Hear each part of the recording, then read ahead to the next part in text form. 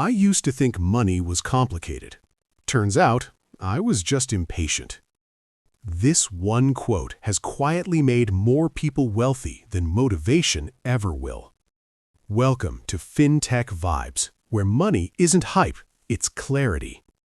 Today's quote says, "My money stopped confusing me when I stopped asking it to move faster than my habits could carry it."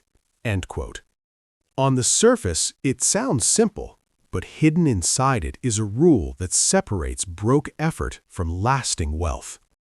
Stay with me. The next 60 seconds will change how you see money. Please follow or subscribe, like, comment FinTech Vibes, and share the video. Now, let's continue. I used to think money was complicated. Turns out, I was just impatient. Every financial mistake I made came from trying to skip a step I hadn't earned yet. Nobody warns you that bad money habits feel productive in the beginning. And the most dangerous thing about them? They look like progress. Let me tell you the moment I realized money wasn't the problem. I didn't grow up around wealth conversations. Money was something you chased when things were tight and avoided talking about when things were calm. It was emotional, reactive, and always urgent. Nobody explained systems. Nobody explained patience. Nobody explained that wealth creation is mostly quiet and often boring. So when I finally started earning, I treated money like it owed me speed. I wanted results before understanding. I wanted growth without structure. I wanted financial freedom without financial literacy.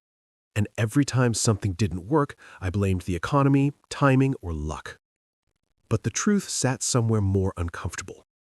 Money was moving exactly at the speed of my habits. That realization didn't arrive as motivation. It arrived as embarrassment. I noticed a pattern. Whenever income increased, spending followed. Whenever I felt confident, discipline disappeared. Whenever I learned something new about investing principles, I rushed to apply it without building a foundation. I wasn't building wealth. I was reacting to emotions. And emotions are terrible long-term planners. I started paying attention to people who weren't loud about money. Not the ones posting screenshots or shouting timelines, but the ones whose lives felt stable, predictable, calm. Their finances didn't spike, they compounded. They weren't smarter, they were slower. Slow enough to notice leaks, slow enough to say no, slow enough to repeat boring decisions. That's when I rewired how I thought about financial freedom. It wasn't an escape, it was a byproduct, a side effect of doing small things correctly for a long time, not perfectly, just consistently. I stopped asking how much can I make, I started asking how well can I manage what already comes in. That single shift changed everything. This is usually where people expect a shortcut or a trick. There isn't one. And if you're still listening, it's probably because part of you already knows that. I built systems instead of chasing motivation.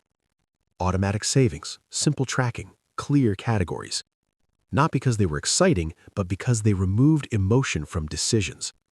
Money mindset improved when money stopped depending on how I felt that day.